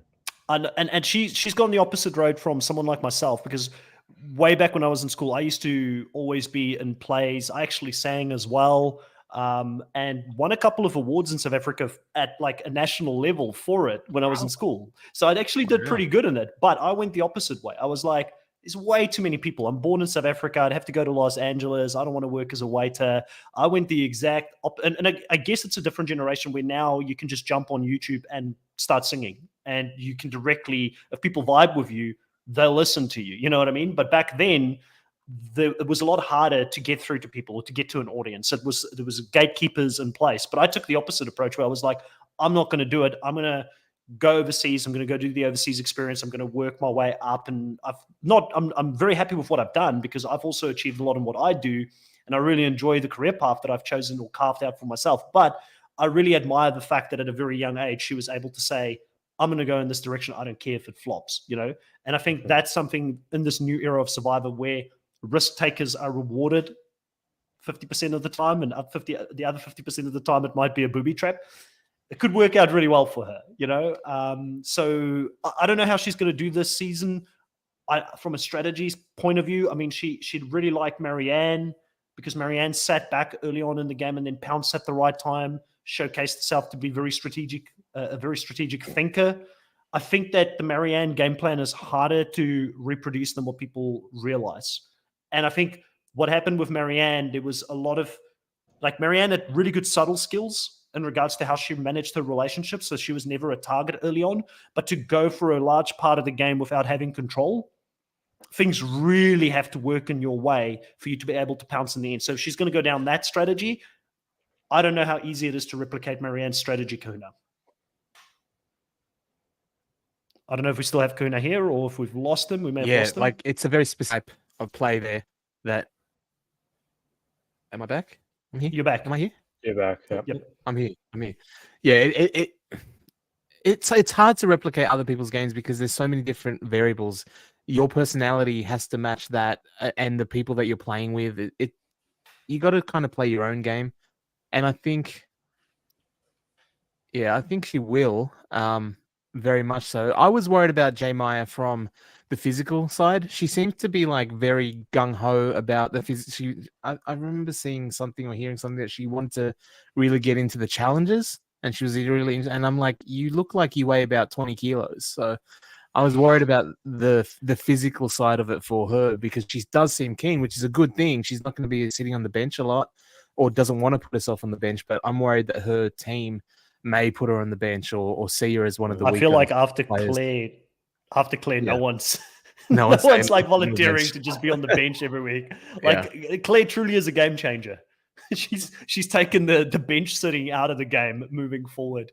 All right, I think I've got the next pick here, and I'm not too sure just which direction I want to go in. I'm a little bit worried here. I've got my list. You know what? I'm going to go for someone that I just don't want them to drop any lower. You spoke about the older people not being picked. I'm going to go for Bruce, and I'm going to pick him in my next spot. I feel like he would get picked up at any stage now in any case. There is a few red flags in regards to Bruce coming into the season. One of the biggest red flags was when he didn't know what a hot take was in the hot takes. And I was like, I don't know if he always gets it. Being a bit on the older side, there was good vibes with people saying they really want to work with Bruce because he reminds them of their dad. I think a few people said that, which is really good because to be the dad figure in the game can get you very deep as long as you also have the respect with that. I mean, we had Mike not that long ago, Mike Turner, go all the way to the end, being almost like a dad figure. And I do think that Bruce has got that ability to get along with the younger kids there. One of the things about Bruce coming back is he's been on the show before. He's got a story that production is going to get behind. So he definitely will give me confessional points, even if he doesn't win. It doesn't matter how long Bruce is there. His story will be told. So I know I'm going to get points from that perspective. The other thing is that he's been so close and it's gotten ripped away from him. So he's coming in, I think, a lot hungrier for this season than what he probably even was in the first season. Because when you get that close and something gets taken away from you, and you know how easily it can be taken away from you, I think that also bodes well for him in the game. Also, I love the fact that he gave my man Gabler a shout out, and everybody knows I'm a Gabler fan. So I was like, yes, let's go, Bruce. Put some respect on the guy's name. He also gave Jeremy a shout out. He feels like Jeremy is a player he plays a lot like. I like both of them. And the fact that we spoke about it when we did our draft last season, the fact that he's gone through the foster care system, I think it molds you in a certain way where you have to adapt to your surroundings that constantly change. You've got to learn to get along with people you maybe don't want to get along with as much. So I feel like there's more positives than negatives on him, and I don't have anybody from blue team yet. So he's going to be my first pick. Kahuna, thoughts on Bruce? Yeah, it's a good pick. He's obviously very physically capable. My thing with Bruce was worried about in a cast full of first-time players that they might hold that again. Like, you've had your chance, mate. I don't think so as well, but I had that in my mind. I would have picked him as well. Like, he was definitely on the list for me. He's a good pick. It's strong, capable, I don't think. Well, I'll tell you why I don't think earth. they'll. I'll tell you why I think they won't hold it against him is because he literally didn't get to play the game. Like he got injured within the opening minutes of the game that he played. So it's not like he had any experience that anybody else hasn't had. As soon as day one happens and they're all on the mat and they do the first challenge, that is the extent of his experience in the game. So I really think that they say he's a returning player, Jake, but I don't think he's going to be held to that level. Definitely not. We've already seen a bunch of people be like, hey, it's Bruce. I'm looking forward to potentially working with him. And not just that, but specifically people on his tribe. Like Brando, I think, was the guy that was like, he reminds me of my dad.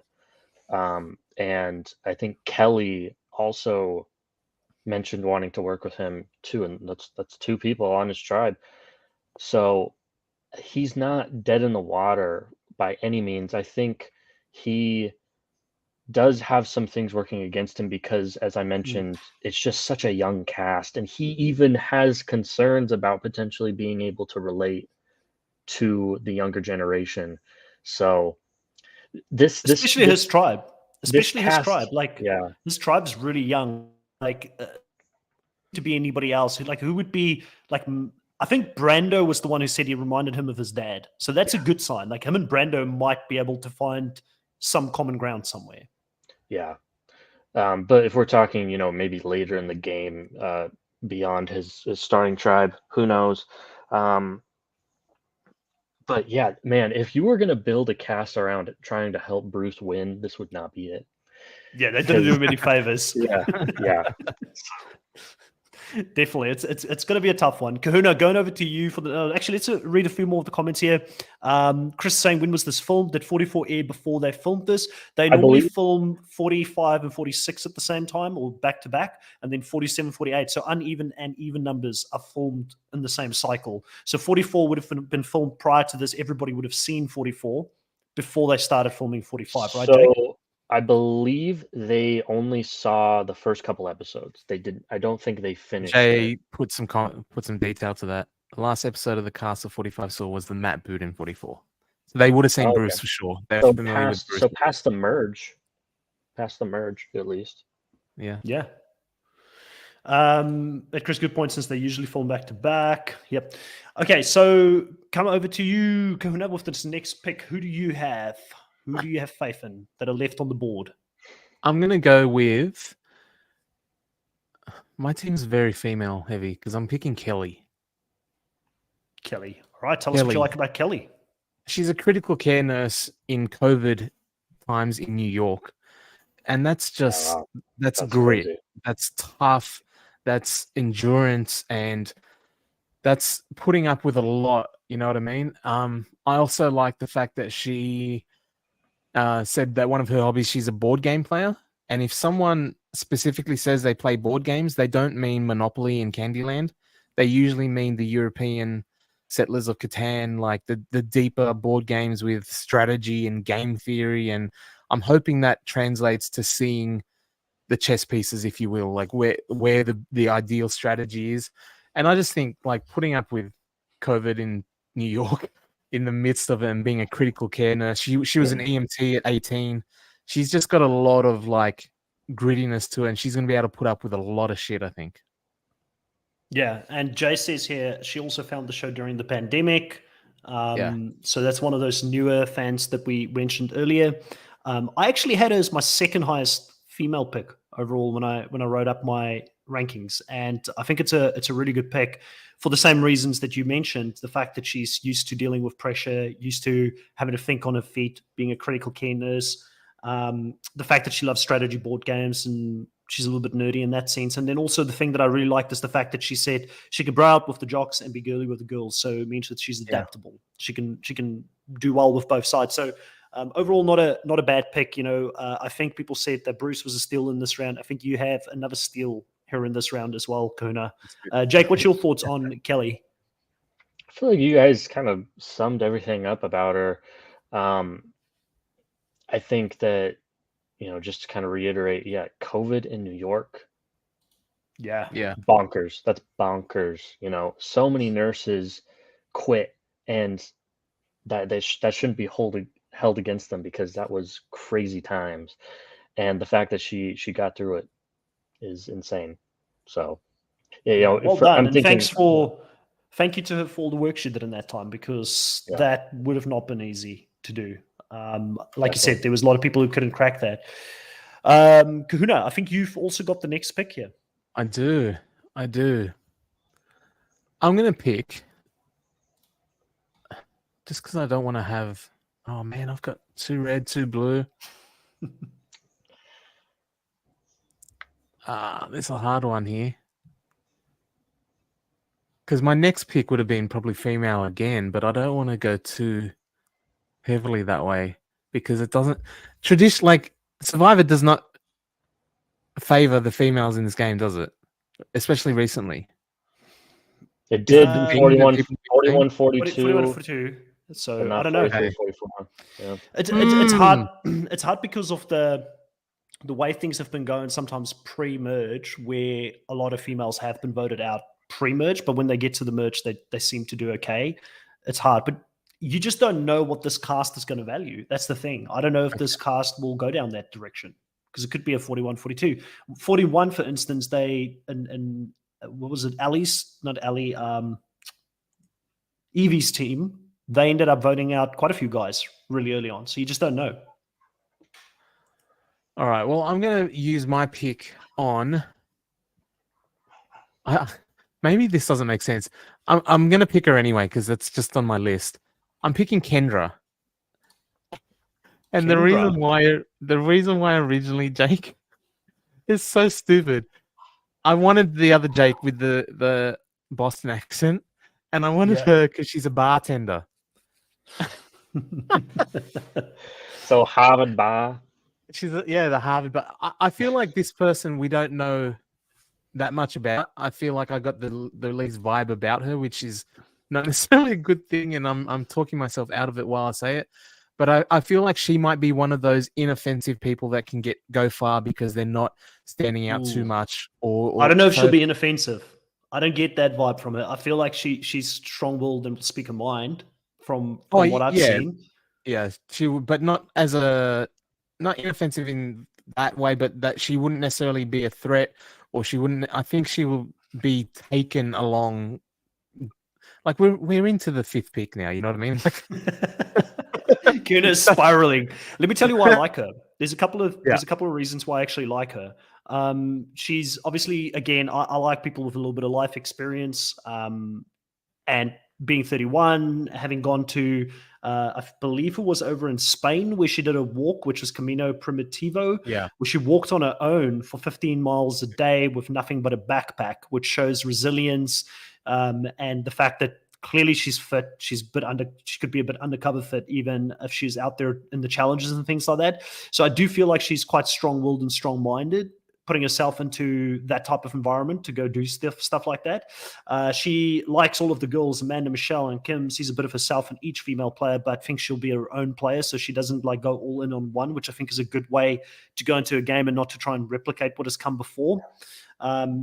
She has moxie, and her optimism and gut will carry her to the end. I like this a little bit because she's not coming in with a fixed strategy. She's willing to adapt to the scenarios around her. So overall, I don't think it's a bad pick for selling it for me.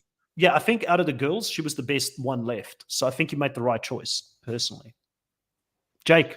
I agree. I think that bartender, who else was a bartender? Michelle was a bartender. And she's known very well for her very good social game. And I think that being a bartender lends well to that. I mean, you're looking for tips from these people, and so you got to be social. You got to work hard to be sociable and likable, and I think that will lend herself well in this game. Although I will say, Kahuna, man, you are really putting all your eggs in one basket. Female strong, baby. Not just that, but the blue tribe. The blue tribe. He definitely has the team with the best hair. His team's called Team Best Hair. Is there points for that? No, sadly not. Ah, come on. I'll send you some conditioner in the post as a reward for picking the team with the best hair. Obviously, my team is made up of players that are 3rd, 4th, 5th choice. Some of your guys would have been my picks. Like, hey, you can't have it. You started the draft. You started the draft. That's true. Okay? You can't complain. No one more. Okay, I got to live with it. I think you're right. I think you're right, honestly. All right, moving on. Let's get into my next pick. And it leaves me with a little bit of a dilemma here in regards to which direction I'm going to go. And I'm actually not sure. I'm actually not sure where I'm going to go because I've kind of also gone in a certain direction right now, which I can continue on with, or I can swap it up a little bit. And in fact, let me go like this. Live, who do you think I should pick next? Let's get the live involved in this one. Spam who you think I should, because I'm open. I'm open. Let me know in the live. Who do you think should be the next pick here for this round? You wanted to get involved in the draft. I'm giving you an opportunity, and it's not even in the last round. It's the second last round, I believe it is. Give him Julie. Chris says, support Kuna's team. Girl power. Yeah, I'm down. Jay's saying Brando or Julie. We've got 2 Brandos, 2 Julie. 2 Brandos, 1 Julie so far. I feel like Sean has slept on a bit, but I don't know. Hey Jay, you're doing it more than once, trying to trick us. Another Julie. Okay. Well, listen, I was actually feeling a little like the problem for me is I've got an older team in general, which could either go really well for me or it might hurt. But I'll go Julie. I'll stick with the older people in the team. That's all right. I can go that way. I kind of when I was looking at Julie and I was considering putting her on my team at this point as well. One of the things, obviously, being one of the older people in that tribe could count against them. And I feel like if they're going to look at a woman to go first, it's going to be between Jemiah and Julie. So that could be not the greatest move. I might even be talking myself out of it as I've just picked it and I saw who's in the team. But one of the things about Julie, what I like is obviously she also has the ability to she comes across as like almost like a Tina type of figure to me. Like there's a few times I was like, she kind of reminds me of Tina. I don't know why. She looks like Tina. She kind of looks like Tina as well. She talks like her a little bit. She came late to the show, which for someone that's 49 only started watching from Cambodia when she was 40. So kind of late into it. She's another risk taker. Most identifies with Suri, who got off the couch and did it. She wants to play a loyal game, which I don't know if that's going to be too good for her. I don't know. You guys could have set me up. You guys could have set me up. Yeah. I just thought that you're always against the oldest woman. That's like a survivor rule that they never do. I've never been against the oldest woman, and people call me out for being an ageist in the challenge. But I'm like, listen, it's the challenge. It's about physical capability. Come on. Like, I'm not going to pick people that are in their 50s, okay? It's not going to happen. That's not going to happen. But yeah, I'll back with Julie. I'll roll with Julie. This season.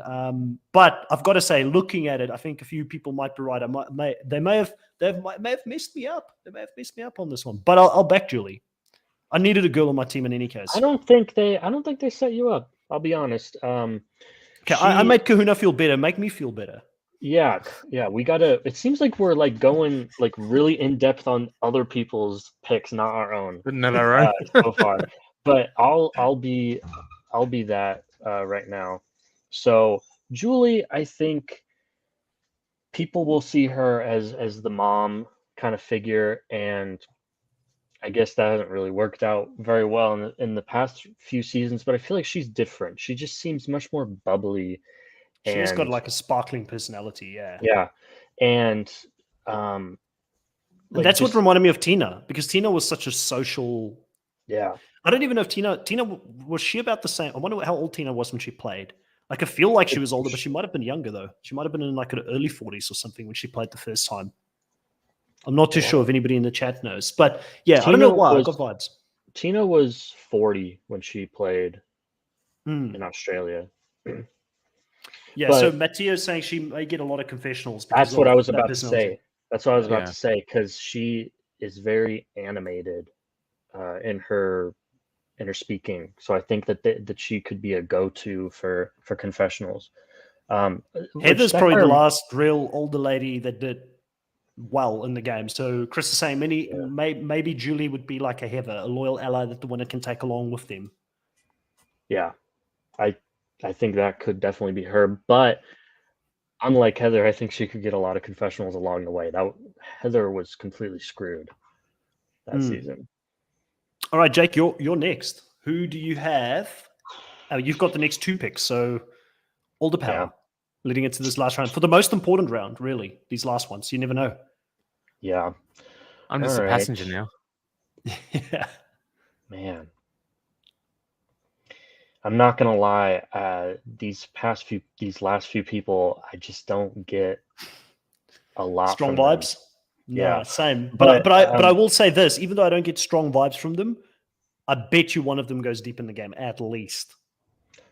All right. Okay. I think I'm gonna go with. This is gonna be confusing since I have Brandon, but I'm gonna go with Brando. Brando Meyer. So I think that I was going to pick between, since I already have two yellow, I kind of want to keep it even. So I wasn't really looking at the two yellows. I was kind of looking between him and Drew. But Brando, I feel like even though he's young, I just feel like he looks young, but I think when I was hearing him talk, he didn't seem that like out of touch or anything. I feel like he can still relate. And I think that honestly, having Bruce on his tribe, I think the second that he talks to Bruce and is like, you remind me of my dad, like we should work together, Bruce is going to be like, I'm all in. I feel like they could work. They could definitely be an alliance. Yeah. Yes. I think Jay actually just said, they said they love oven baked pizza. Well, that could also be what binds them together. Who loves oven baked pizza, man? I mean, is just like any pizza is good? I mean, isn't all pizza baked in an oven? But I don't know. Oh well, it's not like I thought like an oven, like in a house, like a proper pizza oven. You get what I'm saying? I don't know. Maybe it's like a I don't know what they meant by that. They'll have to clarify. I feel like a Chicago style pizza would be probably maybe. I don't know. I actually don't know. But yeah, as Jay is also saying in the puzzle, stealing the words right out of my mouth. Practice puzzles like Carson. I mean, look at how Carson did. Kind of. He also is similar to Xander. They're both software developers. Xander was also he was an app developer. I don't know. I like Brando. I don't usually vibe too well with like the youngest of the youngest on every season, but he gives off a better vibe than that. You see, Brando and Drew are almost like the same character to me, but there was a slight difference between the two that I'll talk about when I guess Drew comes up. But Brando for me, it's interesting. I wrote in my notes, I'm like, reminds me of Cochrane. Jake can have him.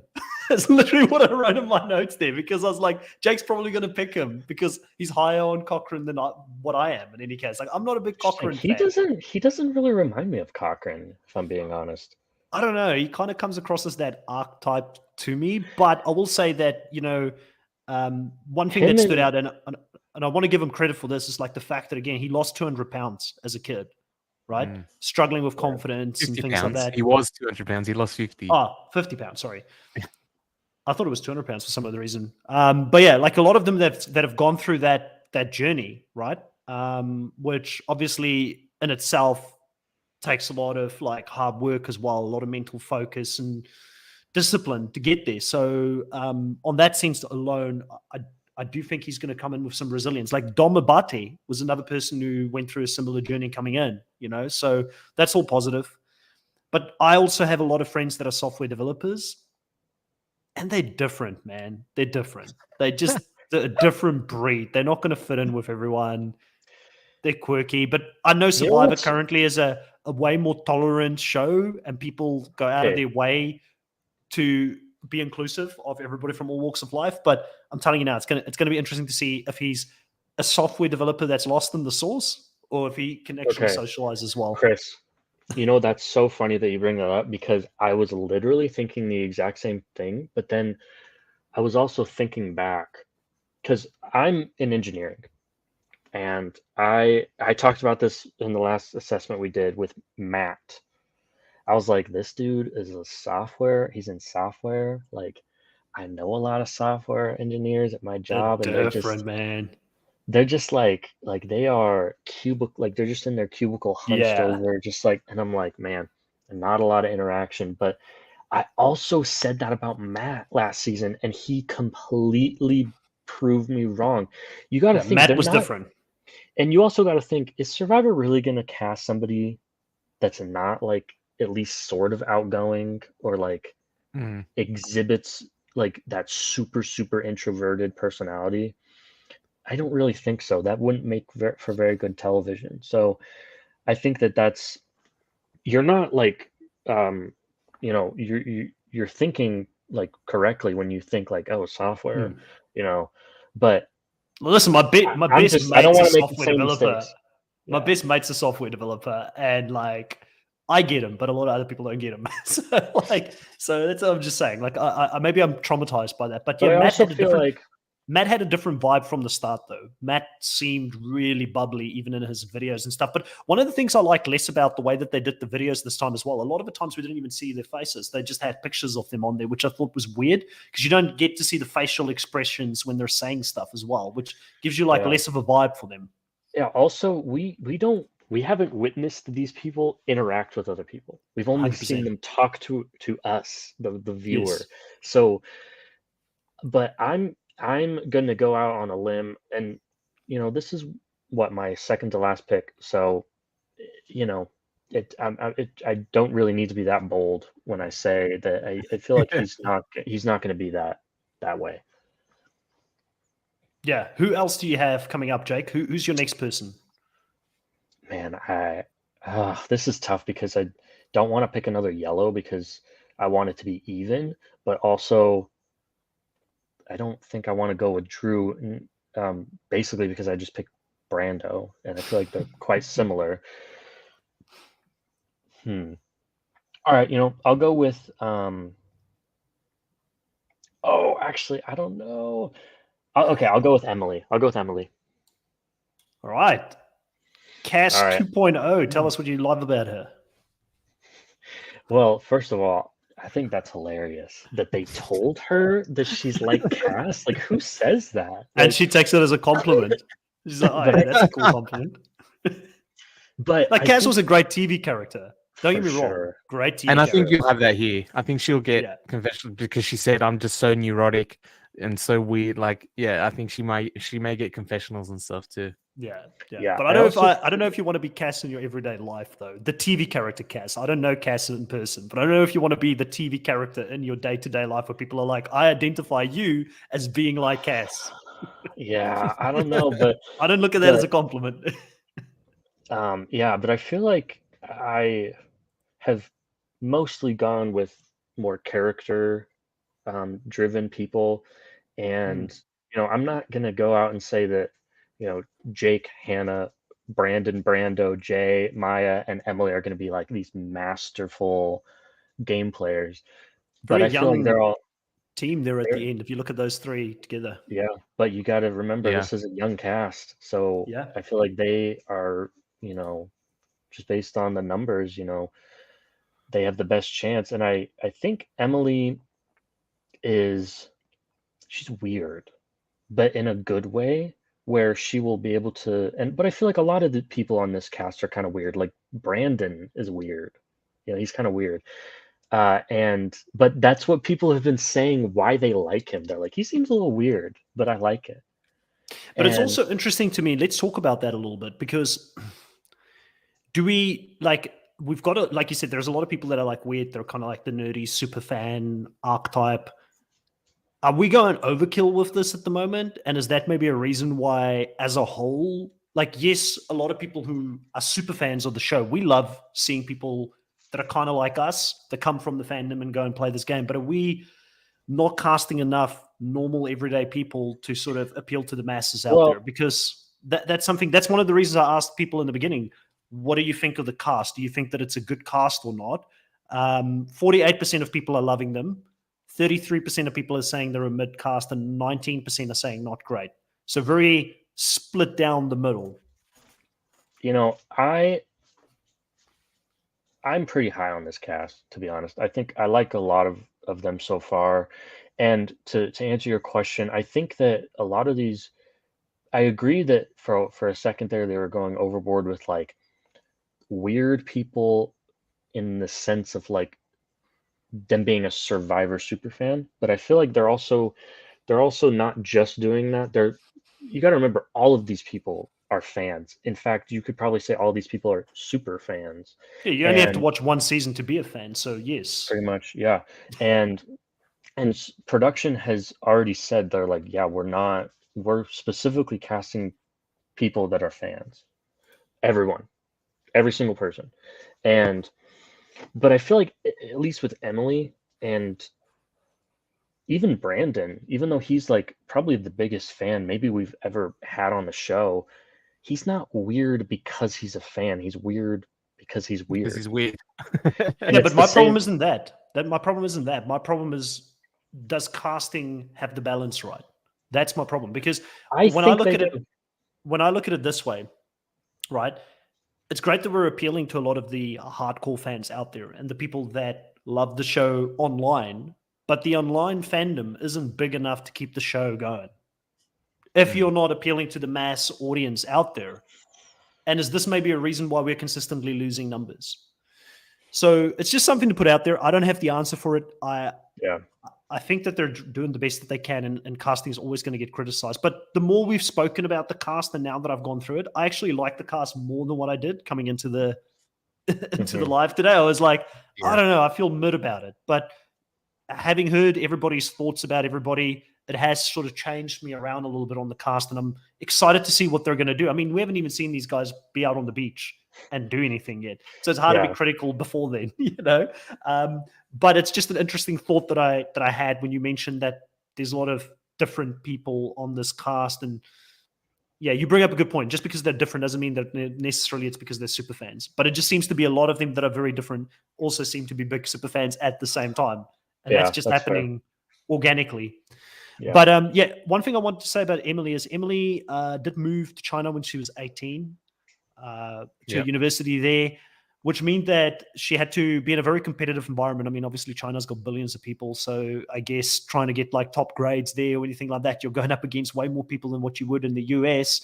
You're having to learn a foreign culture, you're having to learn a foreign language, you've got to learn how people do things so differently to the States, so I think all of that would have prepared her in some way as well coming into this. So overall, I do think there are some positives to her as well. It's just, she's a question mark for me. I don't know if she's going to flame out or if she's going to go deep. It's kind of why I haven't picked her earlier myself. And I think she does have like flame out potential, I think. But I also think there's potential, that she can do well.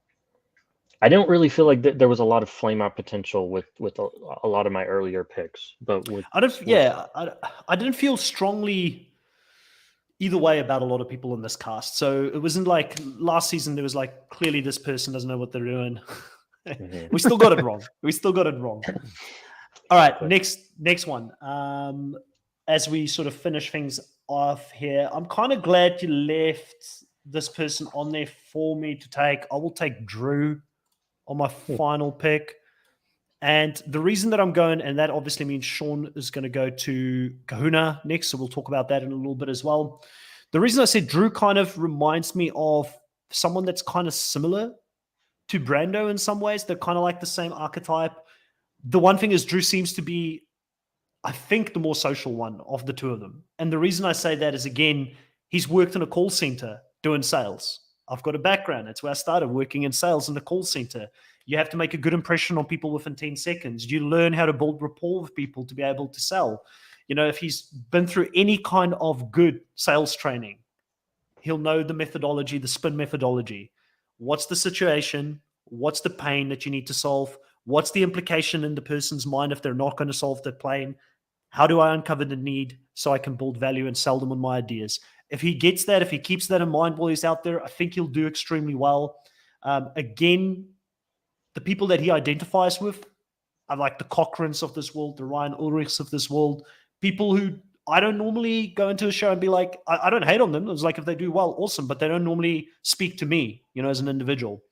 But if he does end up playing like them, he'll go deep in the game. I mean, 1-1 and the other one was a finalist, right? So at the end of the day, you could do worse for yourself. So I do think there's some positives. The reason I would have put him slightly above Brando for me personally is just because I feel like he's got that sales social side to him as well, just by nature of that. And the fact that, he went to Philadelphia, went somewhere else, he moved away from home to go and experience something completely different, which means he would have had to learn to sink or swim on his own as well.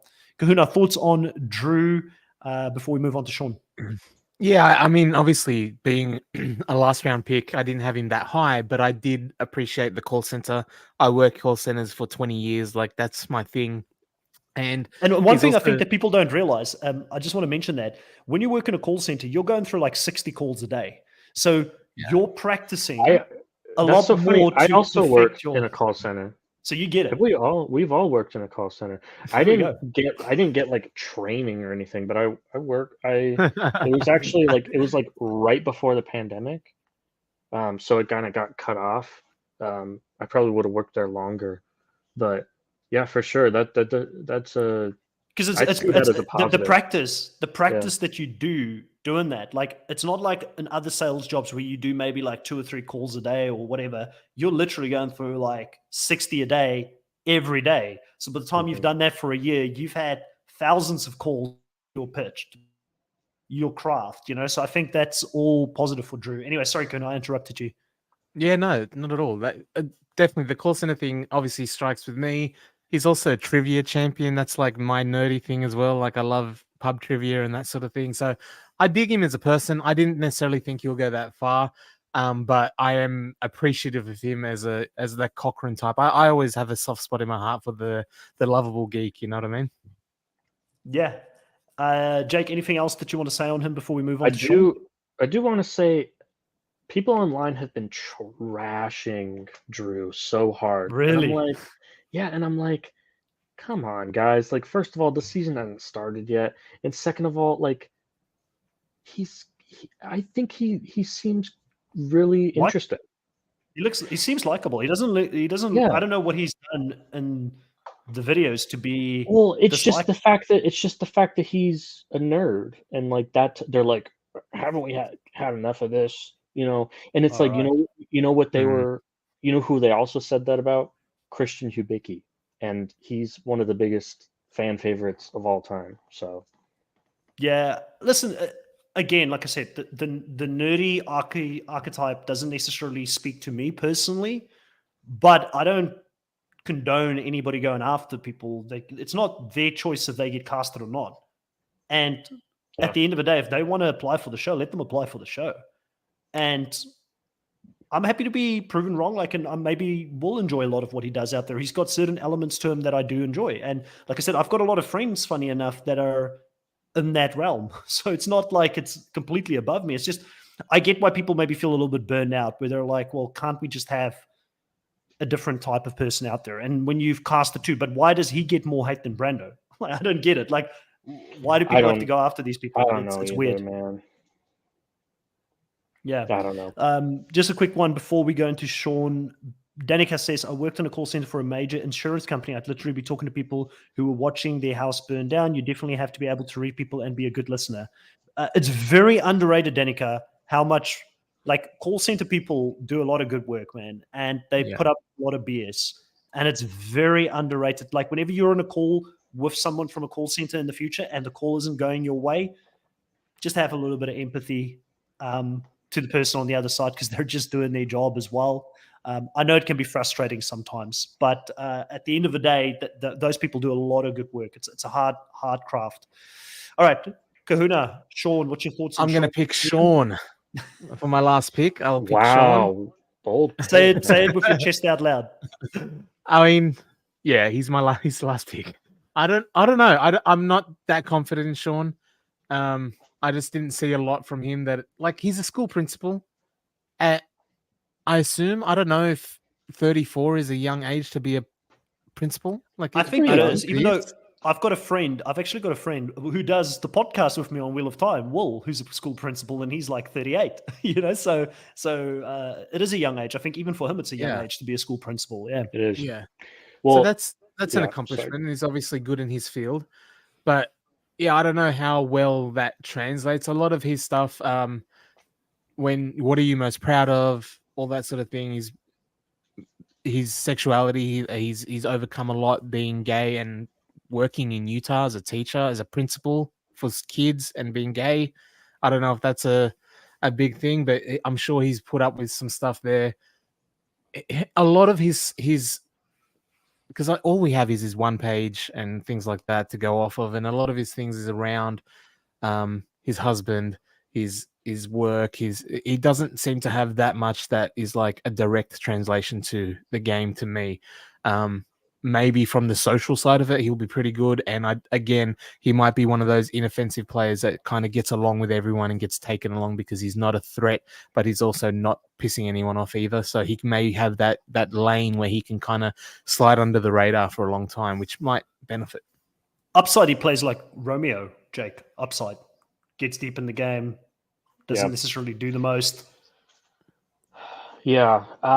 I feel like it's interesting that we were all kind of on the same page with Sean, that we just didn't get a lot from him in these videos.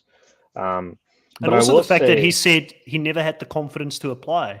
He wants to make up for lost opportunity. So hopefully he now does have the confidence. I mean, because to go through the process would not be easy. And I'm sure he would have had to put himself in a lot of uncomfortable situations if he's not a confident person, by talking to higher ups in the casting process and all those kind of things. Hopefully it prepared him somewhat for coming into the game. But I feel like Survivor is a place where it brings out your insecurities again.